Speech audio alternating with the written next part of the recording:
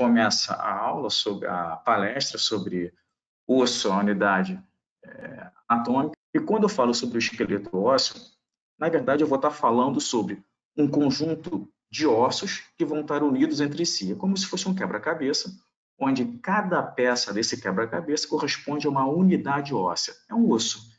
E esse osso, por sua vez, vai estar colado um ao outro e, ao final, vai formar aquele quadro, aquele conjunto. É importante ressaltar, e de certa forma é um gancho para a próxima palestra que a gente vai falar, o próximo assunto, é que esses ossos, de alguma maneira, em algum momento, vão ser unidos uns aos outros. E essa união é feita através de um tecido cartilaginoso.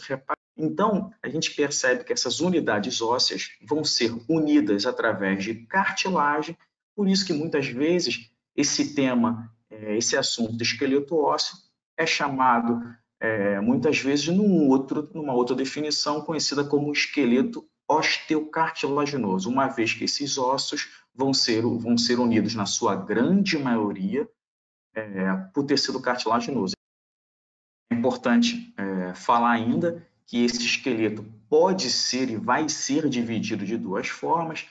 É uma divisão em esqueleto axial e uma outra em esqueleto apendicular. Esse tema esqueleto axial, ele está relacionado, ele tem esse nome pela palavra, esse eixo pode ser também nomeado, aqui uma imagem em arte moderna, bem elaborada, onde eu tenho também conhecido esse esqueleto axial como um esqueleto crânio-vertebral, uma vez que ele tem como pilar ossos do crânio e a coluna vertebral. A gente vê, por sua vez, o esqueleto ósseo é dividido em esqueleto axial e esqueleto apendicular. Esse apendicular vem da palavra apêndice, então são apêndices desse esqueleto axial, que aqui em arte moderna a gente percebe claramente que esse esqueleto apendicular vai gerar os ossos dos membros superiores e membros inferiores. De uma maneira bem simples, eu coloco o esqueleto dividido em axial e apendicular.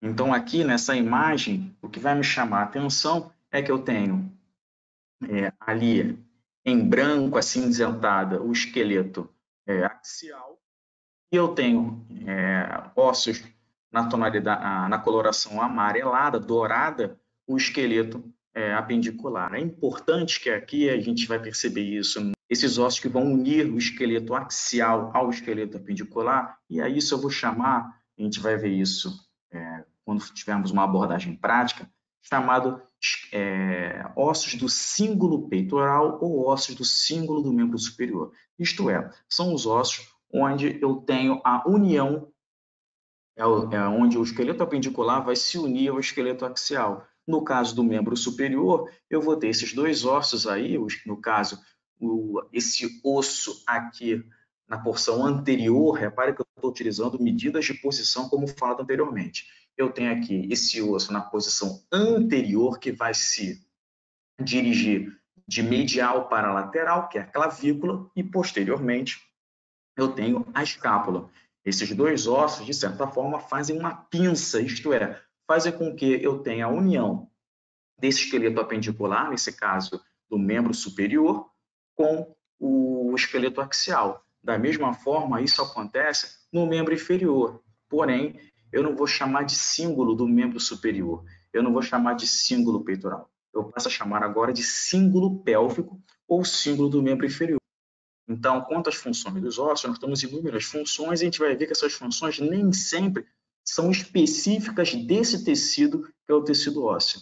Por exemplo, quando eu falo sobre função dos ossos, uma das funções que são mais observadas e, de certa forma, tem uma certa obviedade, é quanto à sustentação e movimentação do corpo.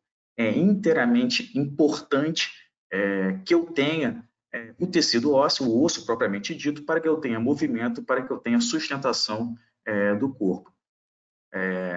Da mesma forma, uma função que é largamente divulgada, largamente dita, é quando eu falo sobre a proteção de órgãos vitais. Isso aí, de certa forma, fica muito óbvio quando a gente começa a utilizar sobre os exemplos. E a gente percebe isso. Então, por exemplo, quando eu falo proteção de órgãos vitais, como o coração e os pulmões, e isso feito através dos ossos da cavidade torácica. Temos ainda outras funções que nem sempre são tão debatidas, são tão observadas. A mobilização desses sais, esses íons de cálcio, é importante ressaltar que nós precisamos ter uma concentração de cálcio perfeita no sangue. A outra função, essa de certa forma, ela não é tão difícil de a gente perceber como a anterior, mas de certa forma merece um determinado atenção. Quando eu pego a função hematopoética, na verdade é uma função da produção de células sanguíneas. Continuando então, para que eu tenha a formação desse osso, esse tecido, ele precisa se ossificar. Então eu tenho aqui, de certa forma, um conceito. Esse conceito é um conceito que eu coloco entre aspas. Então eu tenho esse conceito, que é um conceito que eu vou repetir, que é eu vou ter em algum momento um tecido conjuntivo indiferenciado, e esse tecido vai se transformar em tecido ósseo. Essa transformação vai ser resultante, vai acontecer através de fenômenos anatômicos, histológicos, fisiológicos, que vão transformar, então, esse tecido indiferenciado em tecido conjuntivo, em tecido ósseo, perfeito? Então, na verdade, a gente percebe que durante o período fetal já começa a ter um processo de ossificação. Quando eu falo de processo de ossificação, é o momento em que esse tecido conjuntivo começa a se transformar em tecido ósseo, perfeito? Então, através de inúmeros fenômenos, esse tecido vai se ossificar, e essa ossificação vai acontecer através de dois processos. Ou eu vou ter o processo de ossificação, onde esse tecido conjuntivo diferenciado vai se transformar em tecido ósseo através de um primórdio de tecido fibroso, tecido membranoso. Então, a outra forma de ossificação é a ossificação endocondral. Essa ossificação, nós vamos ter o crescimento desse ósseo através de origem cartilaginosa. Novamente, eu tenho um tecido conjuntivo indiferenciado e, em última análise, ele vai se transformar num tecido ósseo, vai se transformar no osso, perfeito? Só que, infelizmente ou felizmente, isso não acontece dessa forma que a gente está vendo. Tem um tecido conjuntivo diferenciado, e a gente bate palma e ele se transforma no tecido ósseo. Isso é feito através de duas formas. Primeiramente, ele pode acontecer eu tenho esse tecido conjuntivo diferenciado que vai se transformar num tecido, membranáceo, que por sua vez depois vai se transformar num tecido ósseo.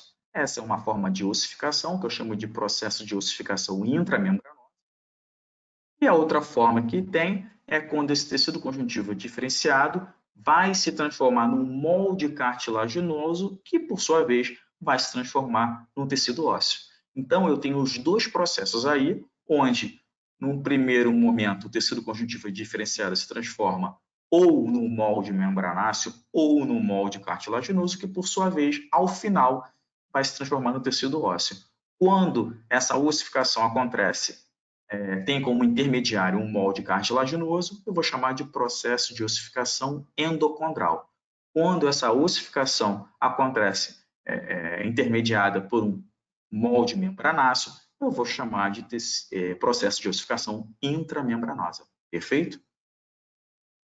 Então, a ossificação membranácea, eu vou pegar a membranácea ou membranosa, eu vou pegar o mesmo definição, só que eu vou só acrescentar um pormenor. Então, eu passo a ter resultante de fenômenos anatômicos, histológicos e fisiológicos que transformam o tecido conjuntivo indiferenciado.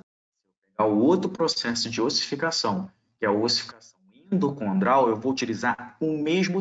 Então, a ossificação endocondral vai ser da mesma forma que a ossificação, todo o processo de ossificação, resultante de fenômenos anatômicos, histológicos e fisiológicos, que vão transformar esse tecido conjuntivo indiferenciado Agora, especificamente na ossificação endocondral, a partir de um molde cartilaginoso em tecido ósseo.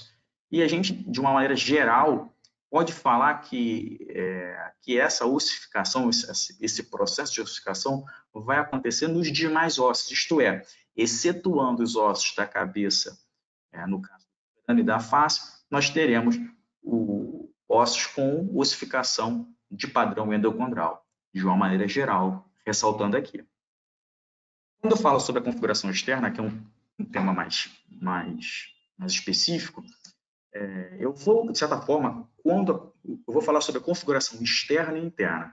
Externa é quando eu pego um osso e olho, estou pegando um osso na minha frente, estou olhando para ele. Então, eu vou avaliar esse osso olhando através de uma ectoscopia, pela macroscopia, pela anatomia propriamente dita. E depois eu vou falar sobre a configuração interna, que, de certa forma, eu já acabei de falar para vocês.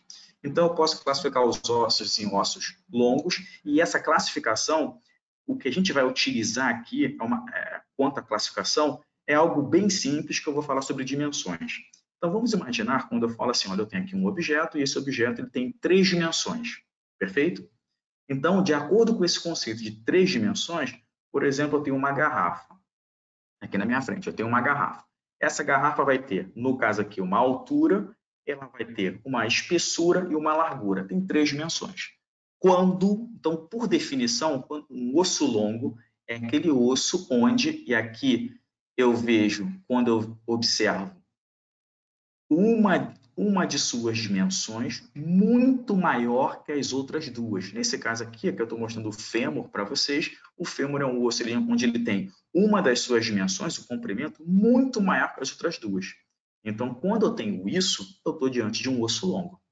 Então, a definição do osso longo é dada pelas dimensões, assim como outros ossos.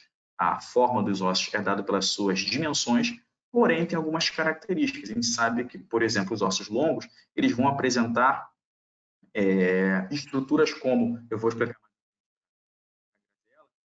apresentam epífise, metáfise e diáfise.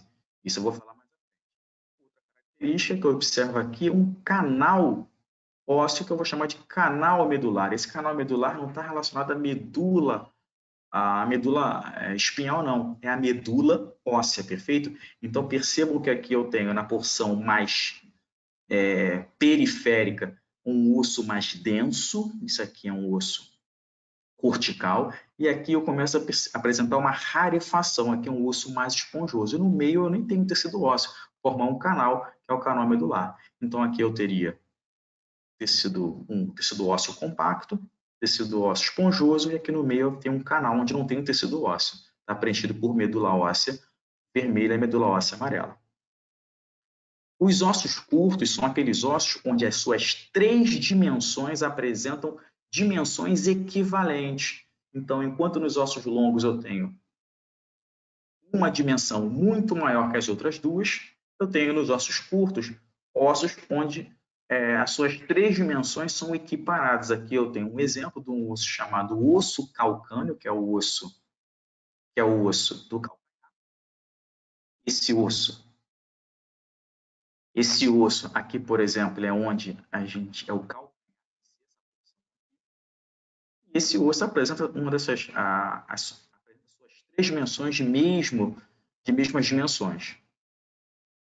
De certa forma, quando eu pego um outro osso chamado os ossos planos, então estou classificando os ossos quanto à forma entre ossos longos, curtos e planos, eu tenho os ossos planos. Os ossos planos, eles são como se fossem leques, onde eu tenho duas de suas dimensões equivalentes, enquanto que a sua terceira dimensão é bem diminuída. Perfeito? Então, de acordo com as dimensões, essas 3 dimensões que qualquer objeto tem, eu vou classificar os ossos quanto à forma. Em ossos longos, uma de suas dimensões é maior que as outras duas. Ossos curtos, suas 3 dimensões são semelhantes. E os ossos planos, 2 são equiparadas e uma delas é bem diminuída, que é a espessura desse osso, perfeito? E por último, eu tenho os ossos irregulares, onde é difícil você colocar uma dessas dimensões Então, são ossos onde são espiculados, tem espículas, são pontiagudas, tem buracos, tem que a gente em anatomia chama de forames. Então, é difícil eu conseguir falar sobre as suas dimensões. Esses ossos, que tem como exemplo os ossos das vértebras, são os ossos irregulares. Alguns outros autores chegam a classificar alguns ossos como ossos alongados, por exemplo, os ossos metacarpos, perdão, os metatarsos, as falanges, porque são, segundo esses autores, uma de suas dimensões não é tão maior assim do que as outras. Então, eu chamaria de ossos alongados, isso é apenas detalhe. Outros acabam chamando de, alguns classificam alguns ossos como ossos pneumáticos, e essa palavra, radical pneumo, vem de ar. Então, seriam ossos onde eles apresentam buracos na espessura desses ossos. Aqui, por exemplo, eu tenho um grande buraco, esse osso aqui, que é o osso maxilar. Então, são ossos pneumáticos. Uma das funções desses ossos é diminuir o peso da cabeça. Tanto é que, muitas vezes, quando uma pessoa está acometida de sinusite, essas cavidades aqui, que são seios ao lado do nariz, por isso que são seios paranasais, ficam repletos de pus. Com isso, a pessoa que tem sinusite tem a cabeça mais pesada, porque o que antes deveria estar preenchida por ar, agora está com pus, perfeito? Então, eu falei sobre os ossos alongados, os pneumáticos, alguns autores chamam de ossos arqueados, as costelas, por exemplo. Mas se a gente parar para pensar, os ossos arqueados nada mais são do que ossos longos. Eu tenho uma de suas dimensões maior do que as outras duas, porém eles são arqueados. Por isso, alguns autores classificam esses ossos quanto à forma como arqueados. Porém, nós temos uma classificação universal, eu tenho ossos longos, curtos, irregulares e planos. As outras classificações são detalhamentos que alguns autores mencionam, outros não. Alguns aspectos importantes quanto à anatomia interna dos ossos. Nós temos, em ossos longos, uma divisão, e, de certa forma, eu vou mostrar um pouco de muita coisa que eu falei. Perfeito? Então, vamos lá. Primeira coisa, eu tenho aqui a representação de um osso longo. Perceba que eu tenho uma de suas dimensões bem maior que as outras duas. Medial, que é a tíbia. E vai me chamando a atenção que eu tenho, em algum momento, uma área mais densa. Isso aqui eu chamo de osso cortical. Eu tenho uma área mais aerada, que vai estar constituída por tecido esponjoso. Essas esponjas vão estar preenchidas por medula óssea, perfeito? Quando está presente células sanguíneas, medula óssea vermelha, e quando eu tenho muito tecido adiposo, medula óssea amarela, perfeito?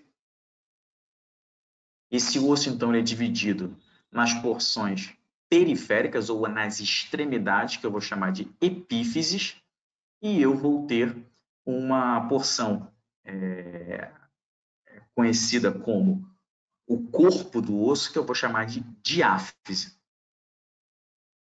Entre a epífise e a diáfise, eu passo até aqui, nesta imagem, eu tenho aqui uma área mais esbranquiçada, é como se fosse uma pequena linha de tecido cortical, aqui de tecido cortical entre essas duas porções esponjosas. Essa área, olha o que eu vou falar, é onde um dia foi a metáfise, perfeito? Então, se a gente parar para pensar, vou pegar conhecimentos anteriores que eu já falei para vocês. A metáfise corresponde ao que nós chamamos de placa de crescimento. Eu quero dizer com placa de crescimento. A metáfise é constituída por tecido cartilaginoso. Aos poucos, a metáfise vai ossificando para cima e para baixo. Olha o que eu vou falar para vocês, e eu quero que vocês tirem essas conclusões. A metáfise vai crescendo para cima e vai crescendo para baixo. Com isso, é um tecido cartilaginoso que vai se ossificando. Então, de antemão, o que eu posso falar para vocês? Quem é responsável pelo crescimento do osso em comprimento? A metáfise. Então, se nós estamos crescendo, é porque eu tenho a metáfise, que nada mais é do que tecido cartilaginoso que está se ossificando. Até aí tudo bem? O que acontece? Se chega um momento na nossa vida que a metáfise ela vai se ossificar completamente. E essa ossificação, ela, quando acontece, eu não tenho mais tecido cartilaginoso, consequentemente, eu não cresço mais. Então, eu vou ter metáfise até um período da minha vida que eu vou utilizar como idade arbitrária 21 anos. Por isso que a gente costuma falar, com 21 anos a gente não cresce mais. Claro que tem pessoas que acabam crescendo um pouquinho depois de 21 anos e pessoas que crescem antes de 21 anos. Mas isso acontece pela presença da metáfise. Nesta imagem aqui, eu não tenho mais a metáfise. Eu tenho aqui um disco, eu tenho aqui uma placa de tecido cortical que um dia foi a metáfise. Conclusão, aqui eu estou diante de um osso adulto. Perfeito? Reparem aqui. Aqui eu estou fazendo uma comparação. Eu tenho, à direita, eu tenho o osso de um indivíduo adulto. Percebam que ele tem cortical, tecido esponjoso, e eu não tenho mais a metáfise. Do lado à esquerda, eu passo a ter tecido cartilaginoso aqui. Então, aqui é o osso de uma pessoa, de um indivíduo que ainda está em fase de crescimento. Respondendo também a pergunta da Graziele, eu tenho aqui, repare, nesse caso, cartilagem na extremidade do osso. É uma cartilagem epifisária. Nesse caso, não tem nada a ver com crescimento, Graziele. Essa cartilagem epifisária, ela está relacionada com outro aspecto. Ela vai servir, e eu vou falar isso na próxima palestra, ela vai servir como de grande utilidade para a articulação, uma articulação específica chamada articulação sinovial, perfeito? Aqui eu tenho só um detalhe que, repare que eu estou mostrando aqui uma radiografia. Essa radiografia é eu tenho, como falado anteriormente, eu tenho a porção distal do antebraço, eu tenho aqui o que eu chamo de punho, e eu tenho aqui a mão, perfeito? Reparem que aqui eu posso falar para vocês, olha, eu estou diante de uma radiografia de um indivíduo adulto. E essa observação é porque eu não tenho, neste caso aqui, placas metafisárias. Eu não vejo metáfise aqui. E nesse momento, qual é o detalhe que vocês precisam saber para reconhecer isso que eu falei para vocês? Número 1, reparem que no raio-x, o tecido ósseo é observado.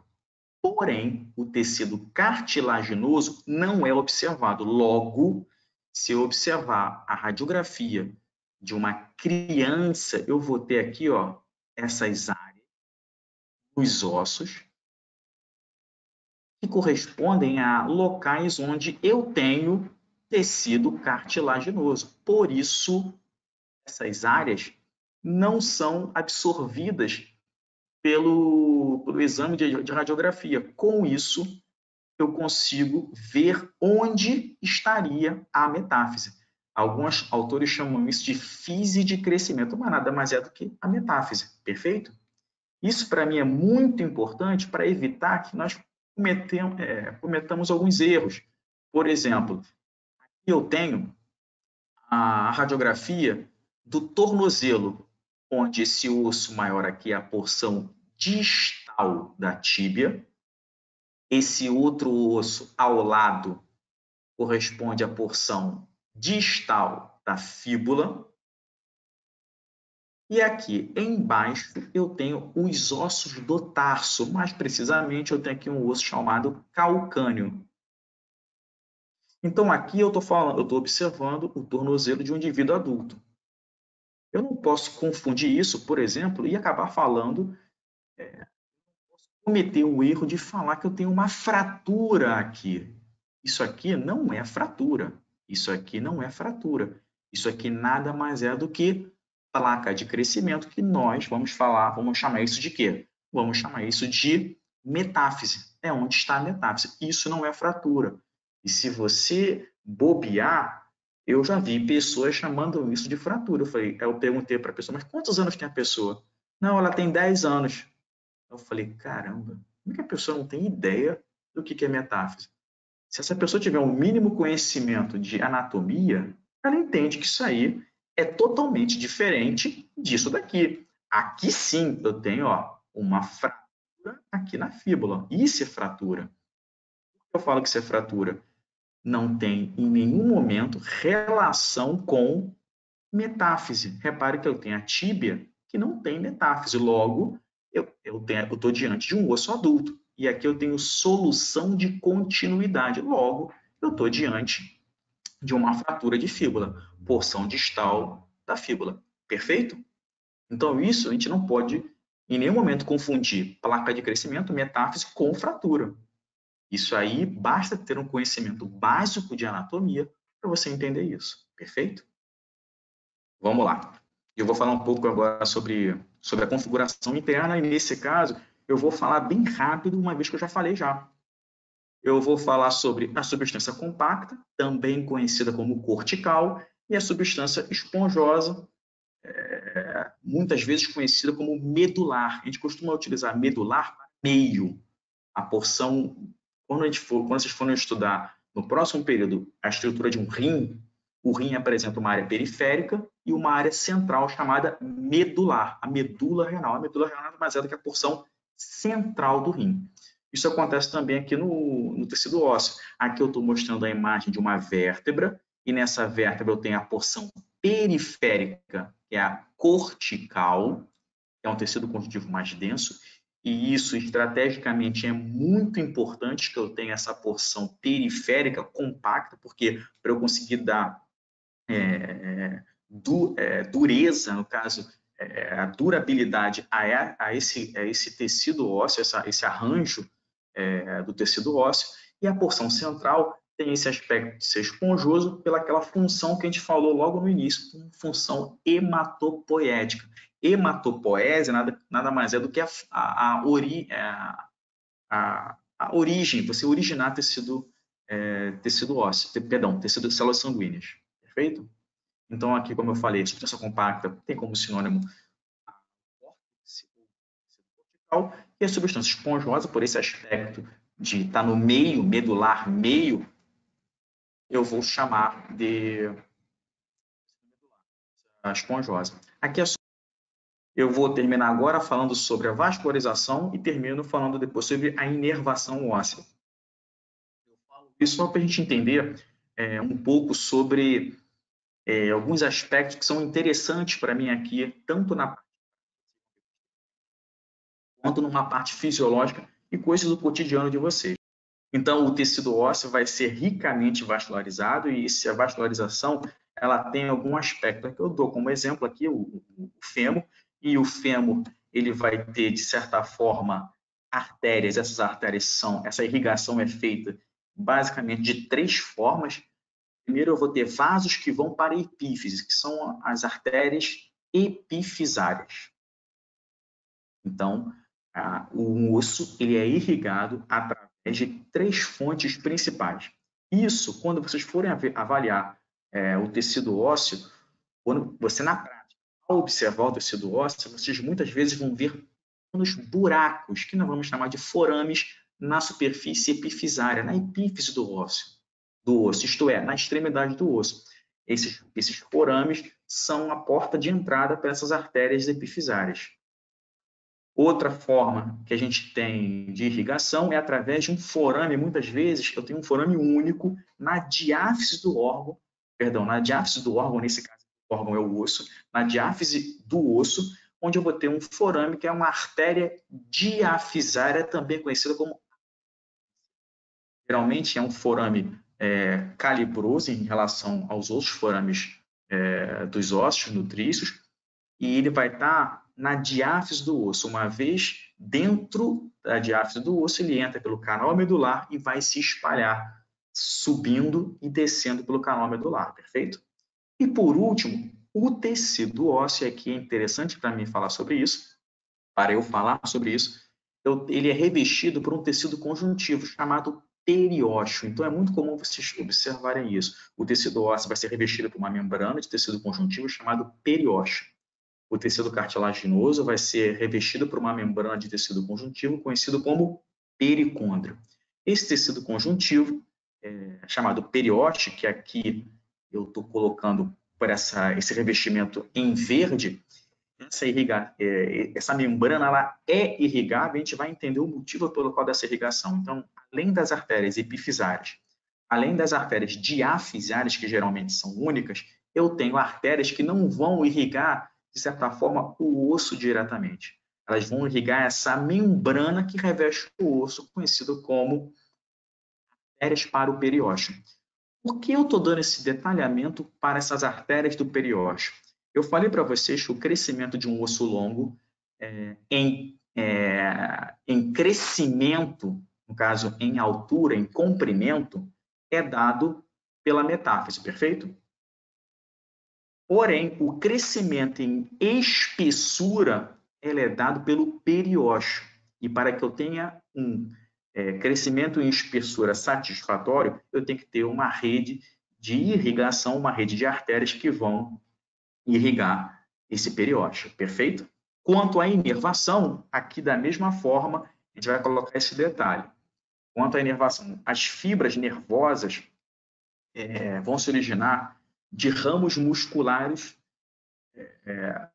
e vão formar, de certa forma, um plexo nervoso. O que vem a ser, vamos lá, o que vem a ser o plexo? O plexo é como se fosse um embolo de pipa. Se sua avó fosse fazer um casaco ou alguma fronha, porque vó adora fazer essas coisas, e ficou tudo embolado, ela pede para você desembolar. Aquilo ali é um emaranhado de fibras nervosas. Perfeito? Então, plexo, por definição, é isso. Vamos ter vários emaranhados nervosos que eu vou ter, no mesmo exemplo que eu coloquei, eu vou ter dois tipos de sensibilidade aqui. Então, eu vou ter fibras nervosas que vão se originar dos ramos musculares e, de certa forma, no periósteo vão formar um plexo. Então, no periósteo vai haver um emaranhado de fibras que eu vou chamar de plexo. Esse plexo, então, vai, de certa forma, dar a sensibilidade dolorosa. Então, é onde eu sinto dor. Nós temos vários tipos de sensibilidade. Vários tipos de sensibilidade. Sensibilidade tátil, onde eu sinto tocar. Sensibilidade térmica, onde eu sinto a temperatura. Sensibilidade dor, que eu sinto dor. Perfeito? Eu tenho outras formas de sensibilidade. A gente pode até depois detalhar num outro momento. Eu tenho o tato mais grosseiro, o tato mais fino, delicado, enfim, nós temos inúmeros tipos de sensibilidade.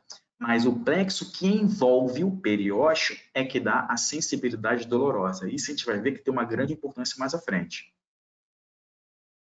E na medula, repare, quando eu falo medula, eu estou pegando aquela porção onde não tenho tecido, onde eu tenho muitas vezes tecido esponjoso e no canal medular mesmo, na medula. Eu vou ter fibras nervosas autônomas que vão estar ao redor de vasos. É o que vai formar os plexos peri, quer dizer, ao redor dos vasos, perfeito? Então vamos lá, eu tenho dois tipos de inervação nesse caso. Para a gente entender. O osso vai ser inervado de duas formas. Primeiro, reparem que, olha o que eu vou falar, o osso vai ser inervado, mas também não vai ser inervado. Uma coisa de maluco. Por que isso acontece? Porque a inervação, de certa forma, em nenhum momento vai diretamente para o osso. Então, de antemão, eu vou dar uma resposta para vocês. Osso não é inervado. A inervação que vai em direção ao osso, ela vai, na verdade, não irrigar os ossos. Eu vou ter um plexo nervoso que vai dar a sensibilidade dolorosa, porém, essa inervação não vai para o osso, vai para o periósteo. Então, para aquela membrana que envolve o osso. Em contrapartida, eu tenho as outras fibras nervosas que vão para o osso, não vão para o osso. Eles vão inervar os vasos. Eles entram por aquele buraco que eu falei para vocês, o forame diafisário, ou pelo forame epifisário, entram por ali, porém não vão inervar o osso, vão inervar os vasos. É o que faz com que, em algum momento, esse vaso ele vai aumentar o seu calibre ou vai diminuir o seu calibre. Ou ele vai fazer vasodilatação, ou ele vai fazer vasoconstrição, que é a diminuição do seu diâmetro, perfeito?